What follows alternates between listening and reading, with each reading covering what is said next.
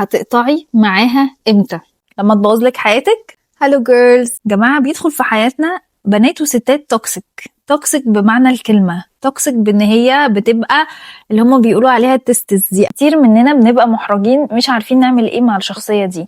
واسمعوا مني من واحدة عدت بحاجات كتيرة وكانت في مراحل كتيرة من حياتها بشخصيات مختلفة. فاسمعوا مني الكلام ده لما يكون في اي شخصية توكسيك داخلة حياتكم، واحدة صاحبتك، واحدة معرفة، واحدة جارتك، وعمالة تضغط عليكي انها whatever عايزة تدخل حياتك وهي شخصية انت مش حباها، او شخصية انت هي معاكي دايما زي صاحبتك او في الجروب اللي انتوا بتقعدوا فيه، او جارتك في التجمعات اللي انتوا فيها، وتأذيكي بكلام جارح قدام الناس، او تضغط على نفسيتك، او تبقى عايزة تدخل بيتك بالعافية، او تبقى مصدر غير مريح في وجودها وانتي موجودة. انا عارفة ان ناس كتيرة مننا هتبقى مكسوفة انها تتعامل ازاي، بس صدقيني حطي الكفتين قدامك، انك تضايقي الشخصية اللي مضايقاكي دي، ولا انك تحافظي على نفسك وعلى سلامك الداخلي وعلى الناس اللي حواليكي لو هي ممكن تضايقك او تأذيكي.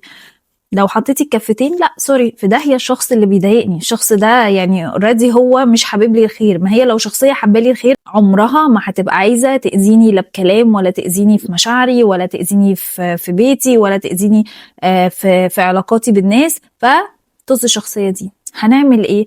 بكل بساطة جملة واحدة هتقولي لها، انتوا لازم تبقوا محضرين مخكم للحاجة اللي انتوا عايزينها، علشان طول ما انتوا مش محضرين مخكم مش هتعرفوا تاخدوا قراراتكم، ومش هتعرفوا تتعاملوا مع الشخصية التوكسيك اللي قدامكم او الشخصية المؤذية. بمنتهى البساطة هتقولي لها جملة، تبقي طبعا محضرة كلام من قبلها، عشان لما تروحي، انا عارفة الناس المتربية، الناس الذوق، الناس الرقيقة ما بترضاش تجرح حد، فهتيجي قدام الشخص ده تتلجلج. فانتي تبقي محضرة الجملة من قبل ما تروحي، ممكن بمنتهى الذوق والاحترام تقولي لها معلش انا اسفة جدا ليكي، بس انا بقيت حاسة ان علاقتنا مع بعض الفترة الاخيرة بقت بتضايقني اكتر ما بتريحني، وعلشان كده بس انا محتاجة ابعد واخلي كل واحدة في حالها. هتقولك ليه ومش ليه؟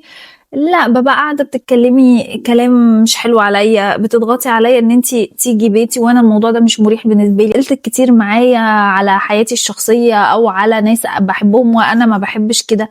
فخلينا كل واحد بقى يعني يبقى في حاله كده، وانا بتمنى لك كل التوفيق. هو ممكن الكيمستري ما بيننا ما بقتش حلوة، وان شاء الله تلاقي حد حلو وانا الاقي حد حلو، نبقى اصحاب.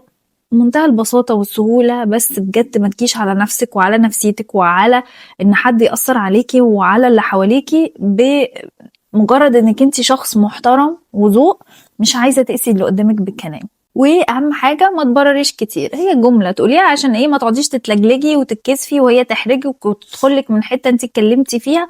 فمعليش انا بعتذرلك جدا، اللي يعني علاقتنا الفترة الاخيرة دي مش مريحة ليا خالص، وبقت بتأذيني اكتر ما بتريحني. وبس كده يا حلوين، لو عجبكم الفيديو ما تنسوش تعملوا لي لايك، واكتبوا في الكومنتس ايه اكتر مواقف اتعرضتوا لها من ناس توكسيك، واشوفكم ان شاء الله الفيديو الجاي. باي باي.